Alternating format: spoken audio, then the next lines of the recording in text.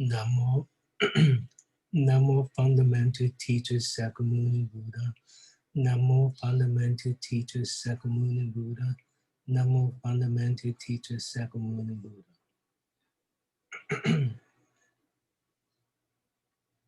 The unsurpassed, deep, profound, subtle, wonderful Dharma in 100,000 million eons, difficult to encounter, now thus I come to receive and hold it within my sight and hearing. I vow to fathom the thus come one true and actual meaning. Okay. Yeah, in the morning. So we go ahead and do the 1 minute meditation.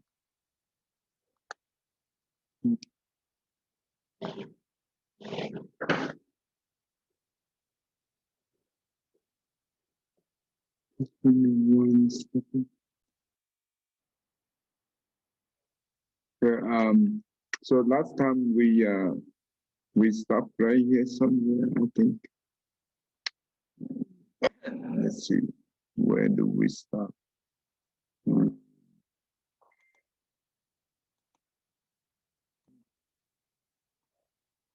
Okay, I think we are stopping. This one right here. I think it's any position.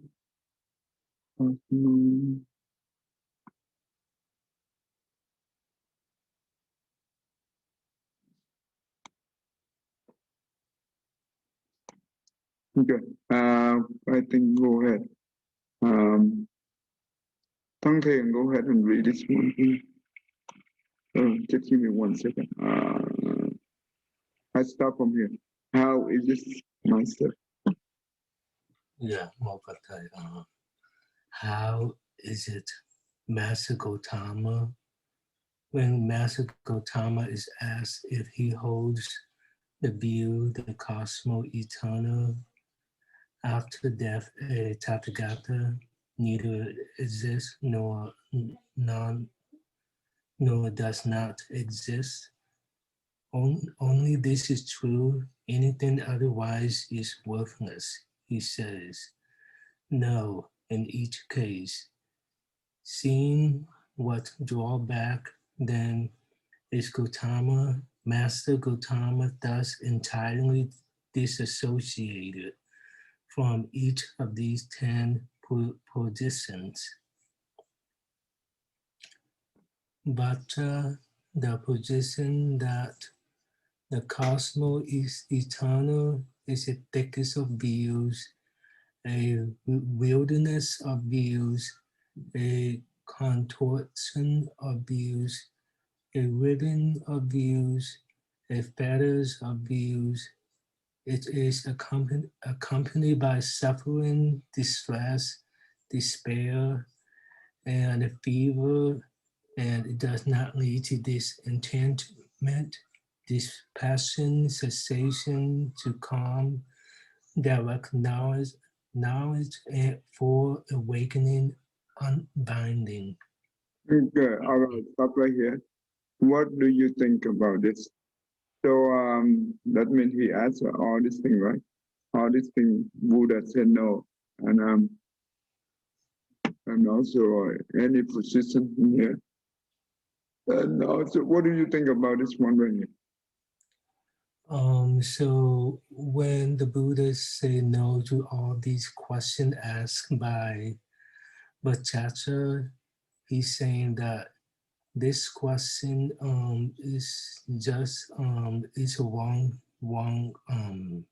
thing to ask, because this question will bring suffering, distress, despair, and fever, and it will not lead to the right understanding, to be able to be free from distress, despair. It does not lead to the full awakening. So why the Buddha said that this kind of view, if we uphold on this view, we will be suffer it will not lead to a full awakening. Why is that? Why holding all these things is if that the problem? I think when you hold these views and you chasing after this view, and you have to go through this cycle of birth and death, through all this many lifetimes, and you want to be able to find the answer. Okay. Okay, that's right. That means there is no specific answer to this thing or this question. There is no such answer. So that's why, just like you said, it's, if we attach to those things and we keep going and we look, we always want to find a solution, answer. And we might die before we find the answer, right? Yes, yes. Okay. So okay, all right. Jenny, go ahead and read this.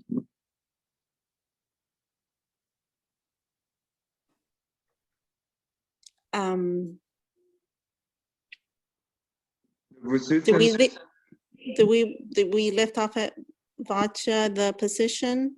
The position that the Oh, there it is. Okay. The position that the cosmos is not internal.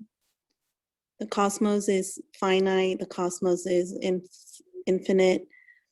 The soul and the body are the same. The soul is one thing and the body another. After death, a Tathagata exists. After death, a Tathagata does not exist. After death, a Tathagata both exists and does not exist. After death, a Tathagata neither exists nor does not exist. Does not lead to disenchantment, dispassion, cessation, to calm, direct knowledge, full awakening, unbinding. Does Master Gautama have any position at all? A position, Vacha, is something that a Tathagata has done away with. What a Tathagata sees is this: such is form, such its origination, such its disappearance, such is feeling, such is perception, such are fabrications, such is consciousness. Because of this, I say, I, Tathagata, with the ending, fading away, cessation, renunciation, and relinquishment of all construings, all excogitations, all I make and mind making and obsessions with conceit is through lack of clinging sustenance released. Okay, stop right there. Okay. So what do we understand from here? I understand that Okay, he doesn't. One thing I want to clarify. Tathagata, that means the Buddha, okay? Tathagata is the Buddha. That is another name of the Buddha. Okay. Okay. Go ahead. I understand that he just doesn't hold on to anything. To any, that's why he mentions all of these things, that there is, that the soul is one thing and the body's another, that that the Tathagata does not exist, like, all the cosmos is infinite. Like he acknowledges the form and doesn't acknowledge, he just doesn't hold on to anything because it's just pure consciousness, like he said towards the end. Like if you go to the other page, yeah, like right there where he says such such as form, such its origination, fabrication, such as consciousness. Because like it's just consciousness. There's no, he doesn't acknowledge things because they're not real. In here, Like, that's what I understand. with this one right here, in the eight consonant, that means we have 8 consonant together. Which consonant represent this teaching right here?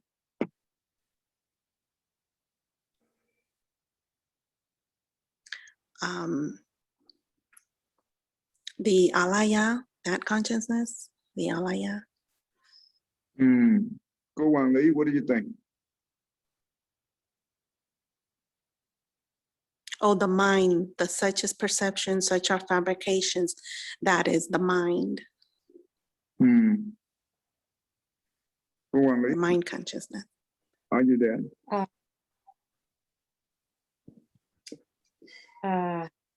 I think that's the consciousness. Which consonant we are talking about? We have 8 different consonants. I'm trying to think what we, Hmm. yeah. Trying to think what we had. I think we talking about the 5 aggregates. Yeah. But I'm I talking think the 5 properties. no, I'm talking about we have a total, it's 8 different consonants. Which consonant the Buddha want to tell us right here in this paragraph right here? I'm sorry, you're breaking up. I'm not sure if it's my Oh, you my cannot. system or Oh, you cannot hear from no, me. Okay. All right. So the question here is, in this paragraph right here, we have 8 different consonants. Which consonant the Buddha mentioned in here, Allah?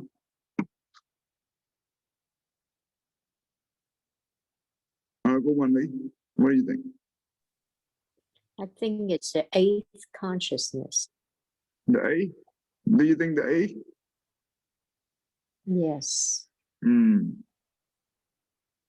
Okay, look at this.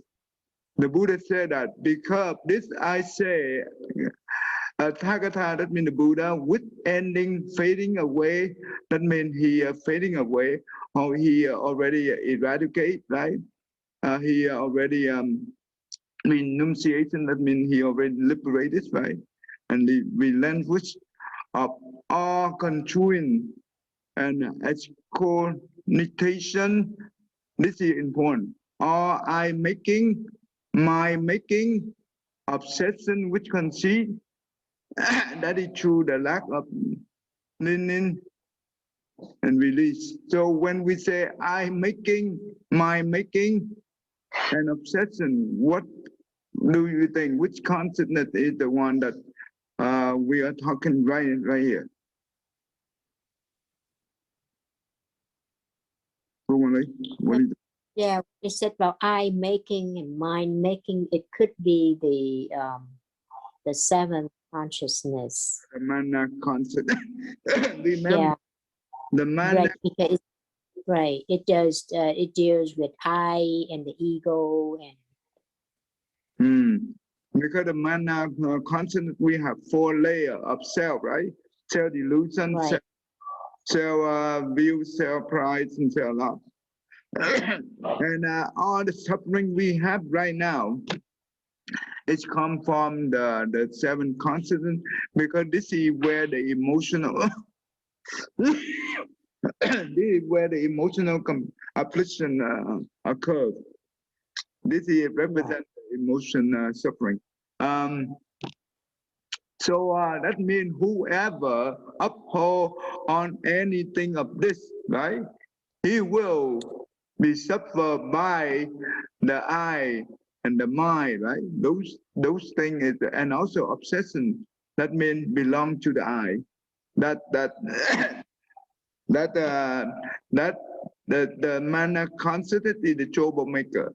That is the most very difficult for us to transform it. Even the one who have the very deep meditation, if he does not understand this, that's like the non-Buddhism, when they do the meditation, they can reach very high state of samadhi, right? But they still not be able to recognize this one right here. Okay, therefore they still ignorant. Does it make sense to you? Yes. This is one. This is the difference between that the one who have a chance to listen to the Buddha teaching, or the one who not have a chance to the Buddha teaching. That means with the Buddha teaching, they know how to transform this. That means the right view. Without the Buddha teaching, that means the wrong view. They do not recognize this, therefore they have no idea how to transform this. And that means they will be stuck with all this question right here in their mind. And that's why we call a ticket view, right? This and the wideness of view, this will make them distress, suffering. It's really bad. And later on, we will have a chance to learn the 62 wrong view, and you will understand in detail. Remember, the non-Buddhism, usually they always want to know the finite, right? Who is create the universe, and is there any beginning or ending of the universe, and so on. That means the origin of the universe, right? And also the soul and the body, right? They always care about those things, but they forget about the current problem of their daily life. Does that make sense, Jenny? Yes, yes, it does. Yeah, because the Buddha only focus on teaching us how to transform our daily problem. So we know the method how to transform those things to be, so we can free from suffering. Then we can have more happiness, right? That's the goal, the purpose of the Buddha teaching. Not this thing. The Buddha care less about this. Because this is not important. This is not the one that can help, even though let's say that someone give us the answer, but are we sure that is the right answer? No. Who can guarantee that? Right? Because all this question here, there is no specific answer for it. And you know what? And because of that, we always forget about our daily life problem. We don't know how to taking care of our own problem right now. How do we, and we don't even go put our time into how to resolve it. And we only care about this thing. What for, right? It's that's why this is the metaphysics. In Buddhism, we call this is the metaphysics. And the metaphysics is just like the worldly debate. This is the worldly debate. It has no value. Does it make sense to you, Jenny? And Cô Quang Ly? Yes, it does. Yes. Yeah. It's only this is just like the one who are hungry for the knowledge, nothing else. But they don't have wisdom, right? So this is important. And Jimmy, you understand, Jimmy? Yeah, but I do appreciate it. Yeah. And Jimmy, can you help me to read this one? Yes. Yeah, vô Phật thầy. Yeah. But Master Gautama. Start by the opposition. Okay, yeah. But got it. Yeah, vô Phật. But Master, Gautama, the monk, whose mind is thus released. Where does he reappear? Reappear Vacha doesn't apply. In that case, Master Gautama, he does not reappear. Does not reappear, Vacha doesn't apply. Does and does not reappear. Doesn't apply. Neither does nor does not reappear. Doesn't apply. Okay, okay. Stop right there. So what do you understand from here? You know what Vacha tried to do with the Buddha. What do you think he tried to do? Yes, how, yeah, more factory, how I understood is that they tell the Buddha the he does not reappear, and it does not apply for the reappear. Okay. Shantae, what do you understand from this short passage? Yeah, Mopakai. So he asking Master Gautama, where does he reappear? So, so the Buddha responded, reappear, but it doesn't apply. So, So wait, let me put it way so you can have what I'm trying to ask you. The way that Vacha tried to ask this kind of question, what is the purpose of him try to do with the Buddha?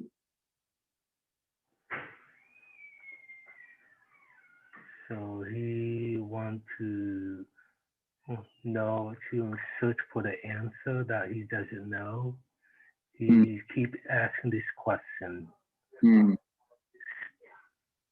and he holding on to this view, and he won't stop until he gets the answer.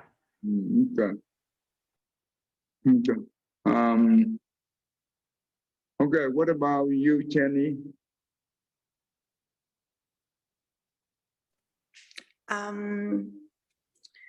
That it's the same that when he says both does and does not reappear doesn't apply, and neither does or does not reappear doesn't apply, because it's the mind consciousness. And that's not, you know, the mind. When you use the mind consciousness like that, that's not what he's trying. But when he tried to put this question, add this kind of question to the Buddha, what he tried to do? What he tried to do with the Buddha? I guess he was like trying to like trick him, or, you know, trying to get something out of him. And that's why he was telling him, no, like both does and does not reappear, like it doesn't apply. Okay. What about you, Wang Li? I think what Vacha trying to challenge the Buddha, and to the Buddha, he's pretty much dismiss everything because it's literally nonsense. Okay. Yeah, I think at some point it's really not important. You know, why does Buddha have to answer all that, and eventually Vacha going to push him against the corner? Yeah. Prove he's not right. Right. He wants to trap the Buddha, right? That's what he wants to do. So that's why he keep asking until all the way, right? He doesn't want to stop at any point. He keep asking, so he put just like he tried to put the Buddha into the corner, right? Let's see who will be in the corner. Okay. Okay, go on, Lee. Go ahead and. Is that like, of course? How is Okay, thank you. How is it, Master Gautama, when Master Gautama is asked if the monk reappears, does not reappear? Both does and does not reappear. Neither does nor does not reappear, he says. Doesn't apply in each case. At this point, Master Gautama, I am befuddled. At this point, confused. The modism, I can't pronounce that word, the modism of clarity coming to me from your earlier conversation is now obscured. Of course, you are befuddled, Vacha. Of course, you are confused, deep Vacha. Is this phenomenon hard to see, hard to realize, tranquil, refined, beyond the scope of conjecture, subtle, to be experienced by the wise, for those with other views, other practices, other satisfactions, other aims, other teachers? It is difficult to know. That being the case, I will now put some questions to you. Answer as you see fit. What do you think, Vacha? If a fire were burning in front of you, would you know that this fire is burning in front of me? Yes.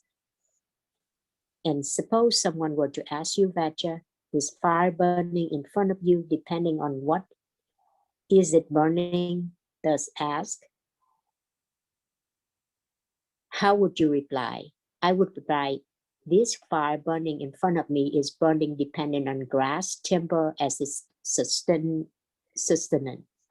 With the fire burning in front of you were to go out, would you know that this fire burning in front of me has gone out? Yes. And suppose someone were to ask you, this fire that has gone out in front of you, in which direction from here has it gone? East, west, north, or south? Thus asked, how would you reply? That doesn't apply, Master Gautama. Any fire burning depending on a sustenance of grass and timber being non-nourished from having consumed that sustenance, not being offered any other, is classified simply as out. Even so, Vacha, any physical form by which one describing the Gata would describe him, that the Gata has abandoned its roots, destroyed, make like Palmyra stump, deprived of the conditions of development, not disdain for future arising, freed from the classification of form, Vacha, the Gata is deep, boundless, hard to fathom, like the sea. Reappears doesn't apply. Does not reappear doesn't apply. Both does and does not reappear doesn't apply. Neither reappears nor does reappear doesn't apply. Yeah, thank you. So tell me, so what do we understand from this? I think the Buddha turned around and asked Vacha a few questions, and eventually Vacha answered, in such a way that he had no yes or no answer. I think somewhat it depending on certain condition. So I'm trying to, yeah. Go ahead. I'm trying to see that I know that Buddha is teaching Vacha a lesson on some future arising and forms and stuff. So I think he's talking about the forms, feeling, perceptions, and all that. I think he's getting to, I think he's proving that all those are non-existent. Those are not permanent. So the Buddha, instead of answer the question from Vacha, right, he just turned around, like you said, he do the same way, right? Ask the Vacha in those questions in the same direction and lead him into the same answer, right? Right. Okay, that's what the Buddha wants to do. So at the point that he has no answer, it doesn't apply. That means no answer. So, right. And the Buddha said that um, he already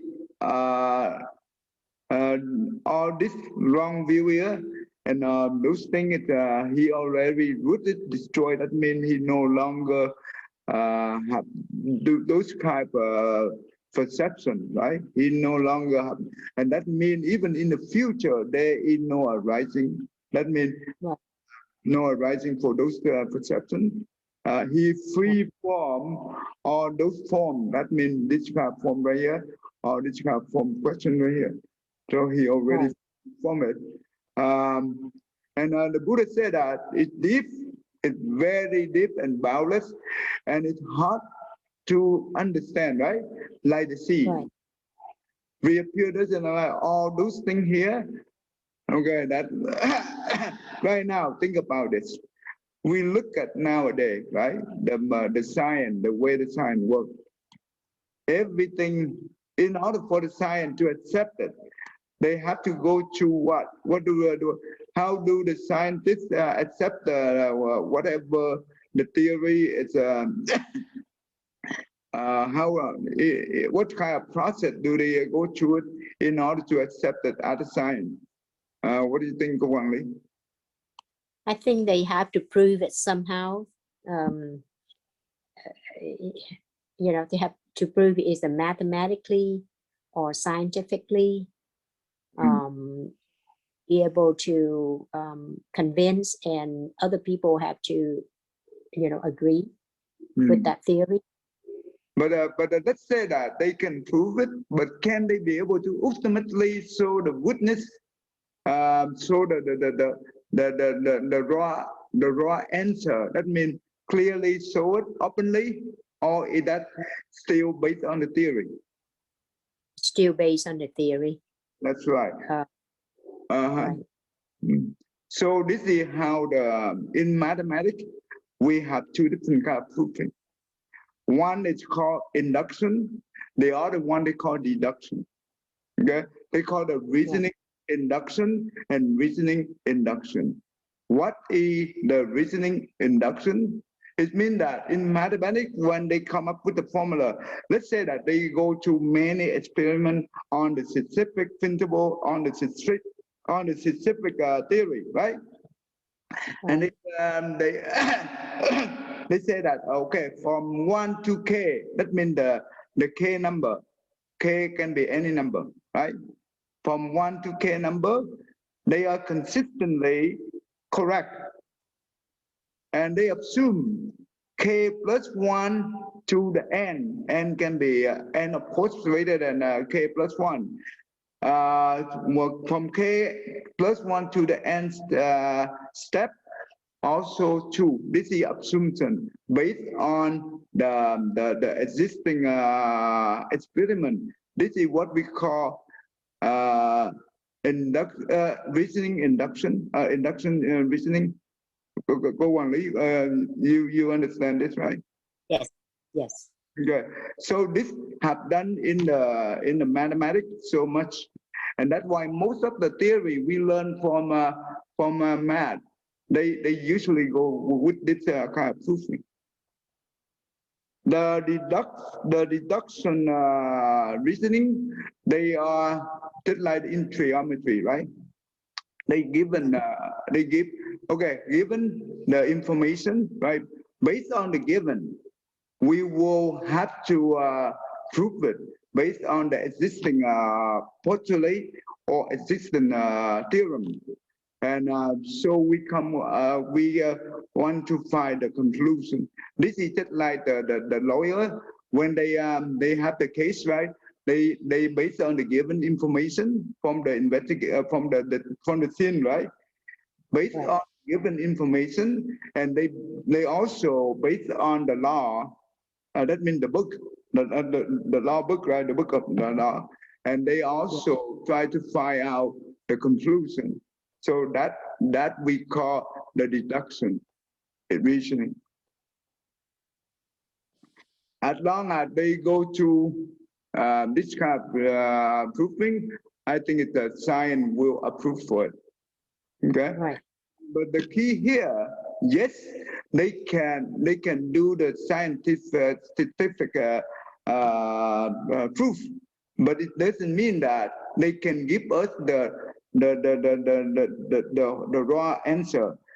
But it's still based on the assumption, right? It's still based on the assumption, like the inductive reasoning, right? Yes. So, but the thing is, from the scientists and also from the Buddhism, the science they use the scientists, they always go look for external to get the solution. But but the Buddha teaching is to look within ourselves, and that is the solution will in here. That's how we gain the wisdom. The science, they based on the intelligence, but they do not based on the wisdom. Because the wisdom is the inner, the intelligence is the external, is the outer. You see the two direction, right? Yes. That's important. So, so that Jenny and Thang Thủy, you understand that, right? Yes. Yeah. I'm trying to process. Huh? I'm trying to process, to try to understand. Oh, you try to process to understand it. Okay. Okay. And Jimmy, you are, yeah, so that help maybe? Yeah, right. Yes, Yes. that helped. Thank you. Yeah, more factor. Yes, absolutely. Based on, the scientific and also in Buddha teaching, I completely understand. Thanks. But we also, due to the advent of the science, the Buddha teaching become clear and clear. So that's a good thing. So at least we have, based on the science, we can use those to prove the Buddha teaching. That is also very helpful, very beneficial. Okay. All right. Jenny, you go ahead and read. Any feeling, any perception? Any feeling, any perception, any fabrication, any consciousness by which one describing the Tathagata would describe him, that the Tathagata has abandoned, its root destroyed, made like a palmyra stump, deprived of the conditions of development, not destined for future arising, freed from the classification of consciousness. Vacha, the Tathagata, is deep, boundless, hard to fathom, like the sea. Reappears doesn't apply, does not reappear doesn't apply. Both does and does not reappear doesn't apply. Neither reappears nor does not reappear doesn't apply. When this was said, the wanderer Vachagata said to the Blessed One, Master Gautama, it is as if there were a great salad tree not far from a village or town.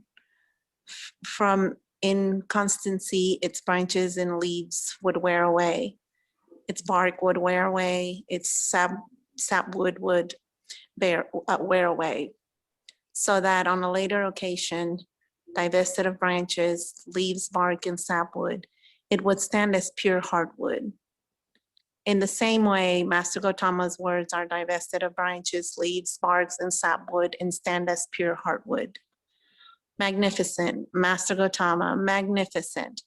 Just as if he were to place upright what was overturned, to reveal what was hidden, to show the way to one who was lost, or to carry a lamp into the dark so that those with eyes could see forms. In the same way has Master Gautama, through many lines of reasoning, made the Dhamma clear. I go to Master Gautama for refuge, to the Dhamma and to the Sangha of monks. May Master Gautama remember me as a lay follower who has gone to him for refuge from this day forward for life. Okay, good. So what? So this is so Vacha, what he tried to do here? It looks like he realized, like he realized what Master Gautama was, trying to tell him. Okay. That he learned, he learned the Dhamma, he learned the teaching, he saw, he understood what Master Gautama was trying to, teach him about. When he said that any feeling, any perception, any gratification, any consciousness by which one described the would describe him, but that the Gautama have abandoned, it's rooted, destroyed. So what do you think? What do you think? This right here. That the mind consciousness, because that's where you get the perceptions, any fabrications, any feelings, just any form, anything from the mind consciousness, that's where the Tathagata has abandoned. He has abandoned all of that, and it's destroyed the roots of all of that, the mind. And it says that he has deprived of the conditions of that development, not destined for future arising. So. Okay, good one. It's also free from the classification of consciousness, right? So in here, what the Buddha just said. What I think he meant here is feeling, perceptions, even consciousness. They come and they go. They are not permanent. And I think that's what he's trying to send the message here. Okay, this is the fire skanda or fire etiquette. Right. And that represents the body, right? The body and the mind, right? But basically, this is the way the living being existence, right? So when we are in the heaven, we attach to the five etiquette of the heaven being. In the human, we attach to the five etiquette of the human. In the hungry ghost or in the animal realm, right? We attach to the body. So, but doesn't matter. But those things come from where? Come from the alaya, the eight consciousness. That is where the power of the karma is the five etiquette, right?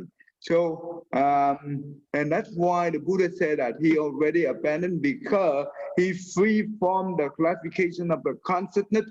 That means the consciousness in Buddhism, it represents for, it's not only recognized, but it also represents for the thought thinking, the mind of thought thought, the mind of thought thoughts. This is the consciousness, that is the meaning of the consciousness. Not important. Therefore, he free from the classification of the consciousness. That means he no longer have the mind of a duality. That means that means the Buddha already returned to the pure nature, right? That is the non-duality. That is the Buddha nature. That's what that's why he attend the Dhamma Buddha body, right? That and that means therefore he never have any suffering. He never have any he free from all suffering and free from all birth and death and rebirth cycle and so on and so on. That's important. So that's why in this one right here, when Vacha tried to re-say it from the Buddha said, right? That means he's praising the Buddha.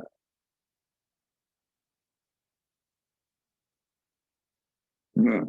That means he praising the Buddha, and just like the wood, right?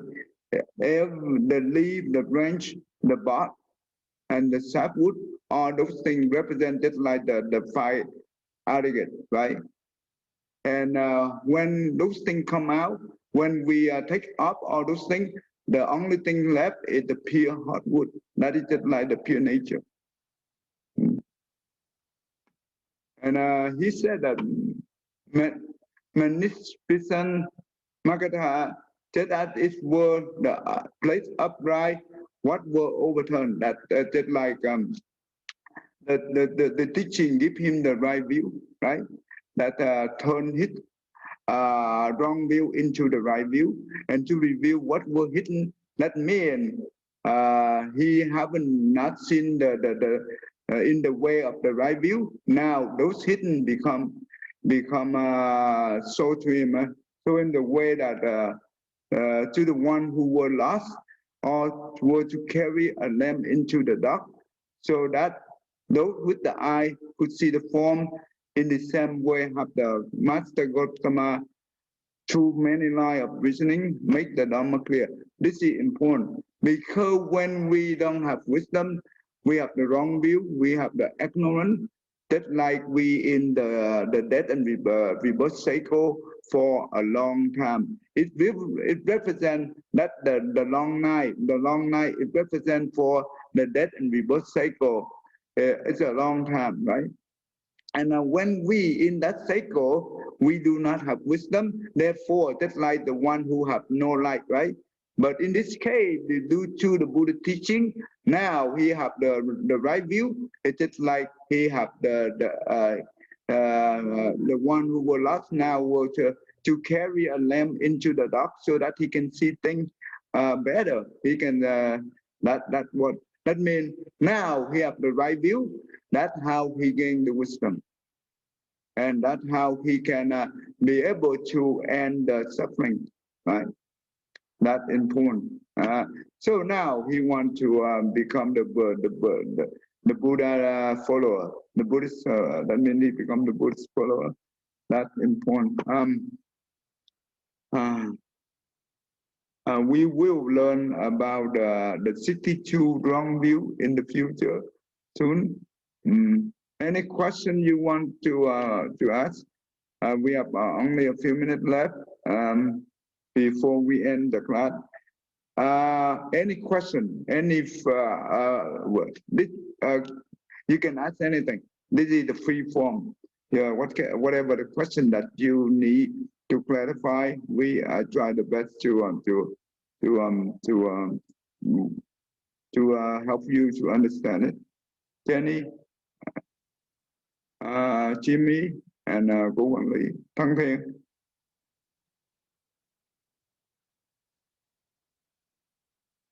No question? Yeah, Mo Phật, but if I remember yesterday on the master class, can you go a little bit deeper about 3 turn and the 12 spokes of the wheel, and in there, and then also the thing the master talk about Tam Minh Thầy. Oh, okay. Please, appreciate it. Yeah, Mo Phật. Okay. Wow, that's a good one. Lục thông và Tam Minh. Okay. So yesterday we learned about in my my teacher class, we are discussing about the flowers, the Dhamma flower sutra, and this is where the in the past there were the Buddha who enlightened, and at the time he about to do the teaching, the turning wheel in the Buddha, that means turning the Dhamma wheel. It means that means the Buddha about to give the teaching for the first time. And the number 3 is represent here for this specific Buddha. Okay, so the number 3 here, the first time he turned the Dhamma wheel, there are the number of million people be able to benefit from it. Be able to get enlightened for the certain level of the wisdom. The second time when he turned the Dhamma wheel, he also, many other people also benefit from his teaching, and they are also enlightened. So that means they free from suffering. And the third time is that many million other people also have the benefit. So this is the number 3 represent for this specific Buddha who have that number of time to turn the Dharma wheel, and each time it benefit that many people, and so on. So you understand, Jimmy? Yeah, more factor. Yeah, I got it now. Thank you. Good. So just like in the future, when the Maitreya Buddha, he appear on earth, and that means around maybe 10 million years later. He also have 3 times like that, and this time the first time I think it's 900, 96 million people be able to benefit. The second time it's 94, and third time it's 90 something like that million people benefit from it. So so on, so on. And the 12 poke wheel is I think it's the Buddha, because in there they also talk about the 12 link, right? Dependent on nation. That's the way we are learning right now. That means start from beginning at the ignorance, the mental formation, consciousness, the sixth sense, the contact, the craving, the attachment, craving for existence, that means becoming, and the next one is the birth, and next one is the aging and death. So this is the traveling. The traveling we are learning in here, it represents for the wheel of death and rebirth cycle. They also call the wheel of life, but this is more correctly, it's called the wheel of death and rebirth cycle. Does that make sense to you? Yes, yeah, more factor. But if we break one of the link, so rebirth cycle will not be exist, correct?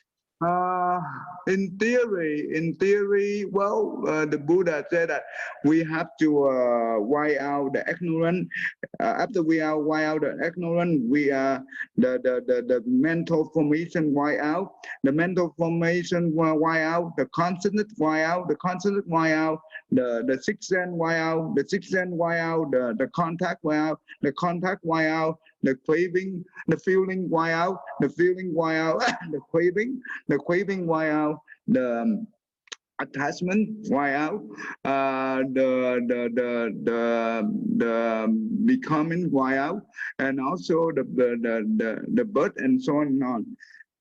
If we, I think it's possible that if we break any link, I think that's also correct, because what happened is, when the one who practice diligently on the meditation, okay, on the meditation, that means they, the sixth sense, they will not, that means they guard their sixth sense, do not, they don't allow the sixth sense to contact to the outside world, and they guard every contact, they recognize it, and they live in the mindfulness condition, and that's how they be able to break away, to break one that sixth sense. Or somebody do the meditation, they also try to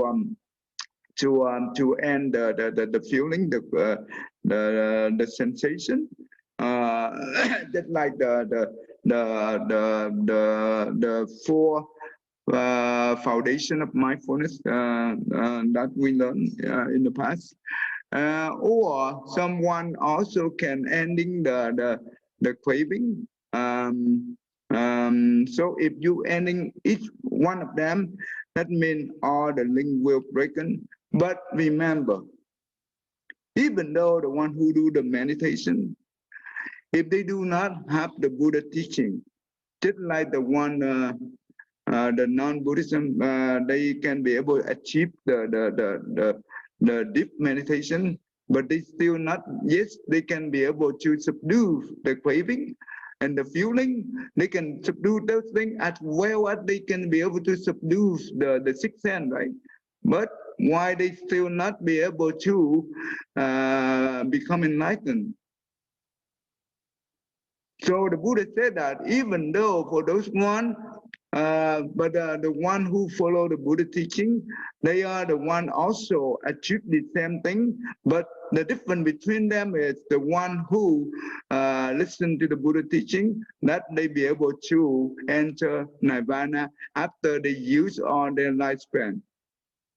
But if the one who do not know the Buddha teaching, yes, they can be able to attend the first meditation stage or second, third, fourth, whatever. Yes, they can do. They enjoy for a long time with the lifespan. After they use up all the lifespan, you know what? They fall into the evil realm. So right here, I am not too sure that break one of them can break all other, because in order to break each one of this, we still need to have a Dharma to shining us. That means Dharma represents wisdom. Cô quản lý, cô hiểu. Yeah, Phật Phật. Cảm ơn thầy. Cô quản lý, what did you think? Yes, and I agree, and I think that's why the Four Noble Truths and Eight of Four Paths is really incredibly important in this teaching.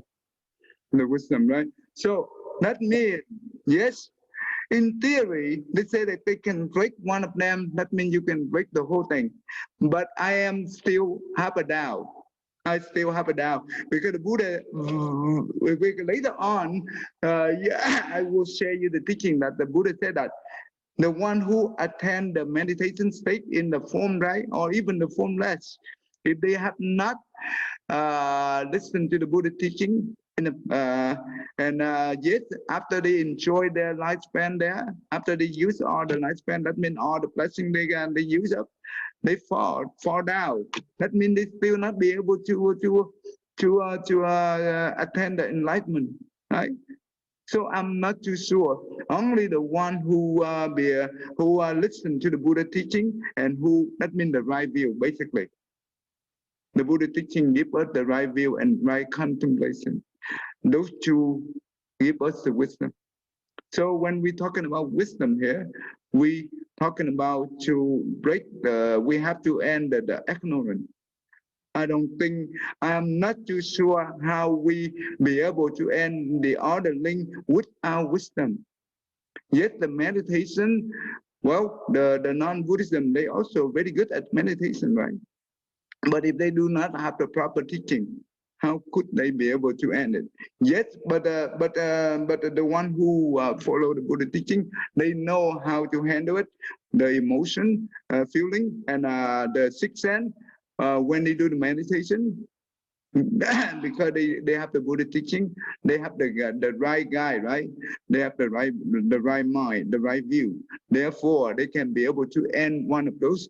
Yet they can break. That's correct. That in that way, yes, it's correct. You can end one of them. That means you can break everything. But you still need to have the right view. No exception.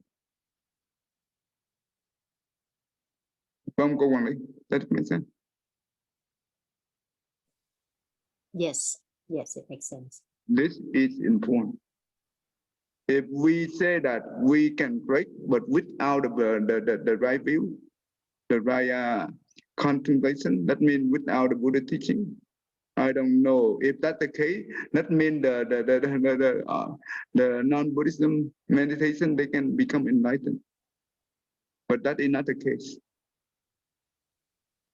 Okay. That's a yeah, more Phật. One more small questions. You mentioned that meditations, yeah, and then when we meditate, if for myself, if inhale and exhale through the nose, I able to count my breath. Right. But if I do inhale through the nose and exhale through the mouth, I lost that concentration. What's going on there?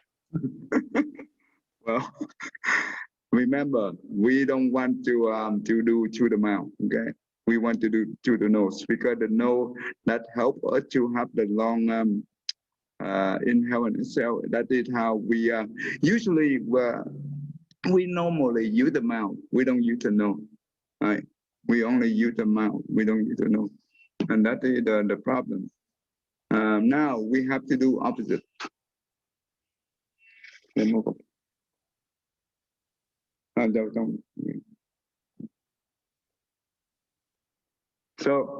So that's important. So the nose, it gives us the you can be able to have the inhale and exhale become very subtle, and eventually you don't even notice your inhale and exhale. That's how the mind become calmer. Okay. So but the mouth, no, it won't help us with that. And that help, Jimmy. Yeah, move up. Thank Okay. you. I think if we run out of time, my teacher waiting for me. Okay, I think we will skip the mantra today. Okay. Okay. Let's do this.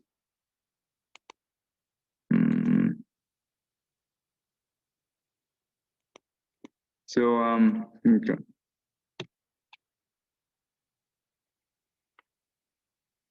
Okay, and Timmy, go ahead. May every living being, our minds as one, and radiant with light, share the fruits of peace with heart of goodness, luminous and bright. If people hear and see how hands and hearts can find in given unity, may their minds awake to great compassion, wisdom, and to joy. May kindness find reward.